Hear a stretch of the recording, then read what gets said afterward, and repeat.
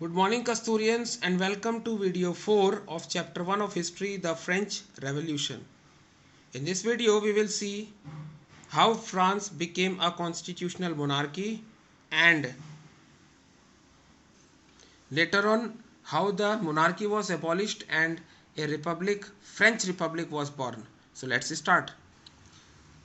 So from 4th August 1789, the National Assembly started working for drafting a constitution, and later on in 1791 the constitution was completed.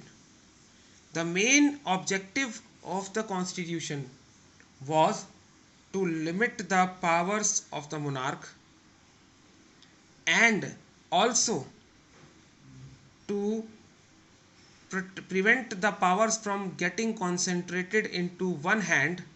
The powers were separated and assigned to three different organs or institutions, that is the legislature, the executive and the judiciary.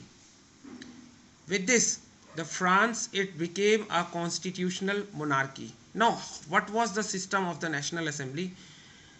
The powers to make the laws, they were vested within the hands of the National Assembly, but it was not directly elected. It was to be elected indirectly. How?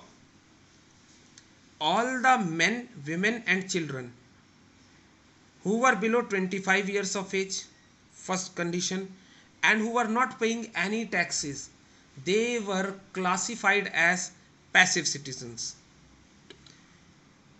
They were having no right to vote. So the right to vote was vested with only the active citizens who have to satisfy following conditions. First condition was they should be above 25 years of age. Second and main condition was that they have to pay, or they were already paying taxes, which is equal to a minimum of 3 days of a labor's wages. So minimum this much of tax if the person is paying and he is above 25 years of age, then he was classified as an active citizen. These active citizens, they can cast their vote to elect the National Assembly. Means they can become an elector. Now to become a member of the assembly, the condition was different. What was the condition? The person should belong to the bracket of highest taxpayer. Means he minimum of 3 days of a labor's wage was the condition to become an elector, that is a voter.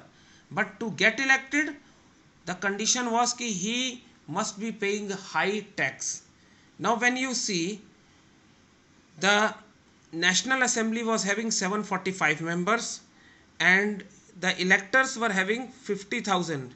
There were 50,000 men who were electing this National Assembly, comprising of 745 members. So this was the way the constitution was prepared.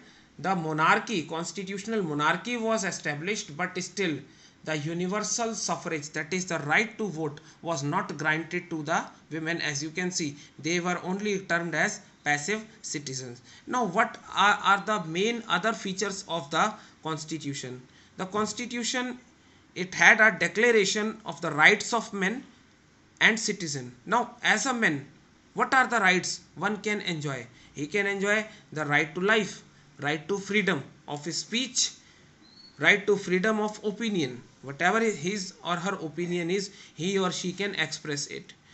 Right, that is everyone is equal before law, that is the equality before law was established, and these were all natural and inalienable. Alienable, that is aliens, that is something which is outside, which is belonging to the outside world, which is not of this world. So if you are born as a human, these are the natural rights, and these are the rights which are enjoyed by every person who is living in this world, right? So all the human beings, they should be having the right to life, the freedom of speech, freedom of opinion, equality before law, and these were all natural and inalienable rights. And it was the duty of the state, that is the duty of the government, to see that each citizen's natural rights are secured. That's all we have in this video. Next video we will see the France, how it became a republic.